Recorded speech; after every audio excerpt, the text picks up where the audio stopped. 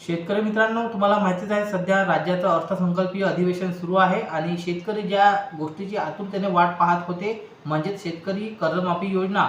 तर ती जी काही कर्जमाफी योजना आहे ते मुख्यमंत्री यांच्या माध्यमातून जी आहे ती जाहीर करण्यात आलेली आहे.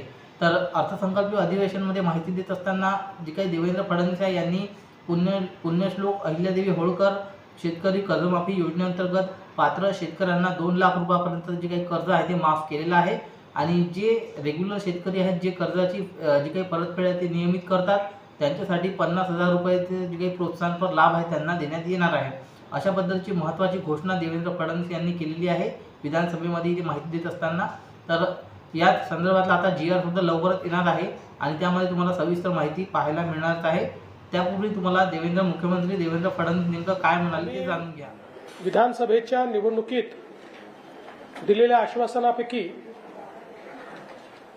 शेतकऱ्यांच्या कर्जमाफीचं आश्वासन हे या अर्थसंकल्पात पूर्ण केलेलं आहे आणि 2 लाखापर्यंतची कर्जमाफी ही आम्ही जाहीर केलेली आहे.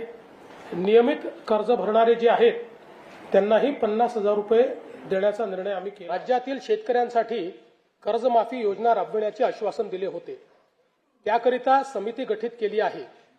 राज्यातील 30 सप्टेंबर 2025 रोजी पीक कर्ज थकीत असणाऱ्या पात्र शेतकऱ्यांना 2 लाख रुपयापर्यंत कर्जमाफी देणारी पुण्यश्लोक अहिल्यादेवी होळकर शेतकरी कर्जमाफी योजना मी आज जाहीर करीत आहे. 30 सप्टेंबर 2025 रोजी पीक कर्ज थकीत असणाऱ्या पात्र शेतकऱ्यांना 2 लाख रुपयापर्यंत कर्जमाफी देणारी पुण्यश्लोक अहिल्यादेवी होळकर शेतकरी कर्जमाफी योजना मी आज जाहीर करत आहे. हे शेतकरी कर्ज घेऊन नियमित परतफेड करतात अशा शेतकऱ्यांना प्रोत्साहन देण्याच्या हेतूने नियमित कर्ज परतफेड केलेली असल्यास अशा पात्र शेतकऱ्यांना 50,000 रुपयापर्यंत प्रोत्साहनपर लाभ देण्यात येईल.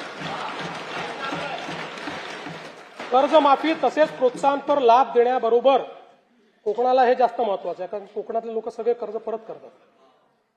कर्जमाफी तसेच प्रोत्साहनपर लाभ देण्याबरोबरच राज्यातील बँकिंग यंत्रणा सक्षम असावी यासाठी समितीच्या शिफारसीतील निकषानुसार निर्णय घेण्यात येईल. शेतकरी वारंवार कर्जबाजारी न होता त्याला कायमस्वरूपी कर्जमुक्त करण्याचा शासनाचा संकल्प असून याबाबत समितीच्या शिफारसी अनुसार दीर्घकालीन उपाययोजना करण्यात येत आहे. विधानसभेच्या निवडणुकीत दिलेल्या आश्वासनापैकी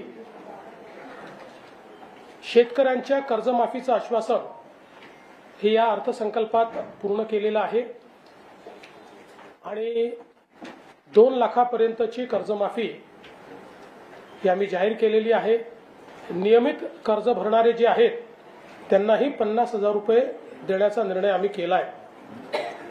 या व्यतिरिक्त शेतमालाला जागतिक बाजारपेठ मिळवून देण्याकरता 10 ते 15 पिकांची एकात्मिक मूल्य साखळी तयार करणं असेल, शेतीमध्ये आर्टिफिशियल इंटेलिजन्सचा उपयोग करून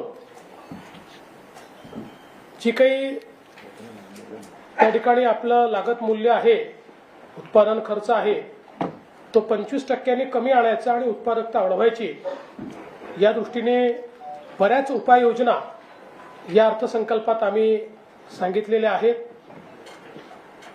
ॲग्रीस्टॅक आणि महाविस्तार हे जे 2 आपले प्लॅटफॉर्म तयार झालेले आहेत यामुळे एआय अडॉप्शन करता सामान्यातल्या सामान्य शेतकऱ्याला देखील अतिशय सोपं झालं आहे कारण त्याला येईल त्या भाषेमध्ये तो प्रश्न विचारू शकेल, त्याला त्याचं उत्तर मिळेल.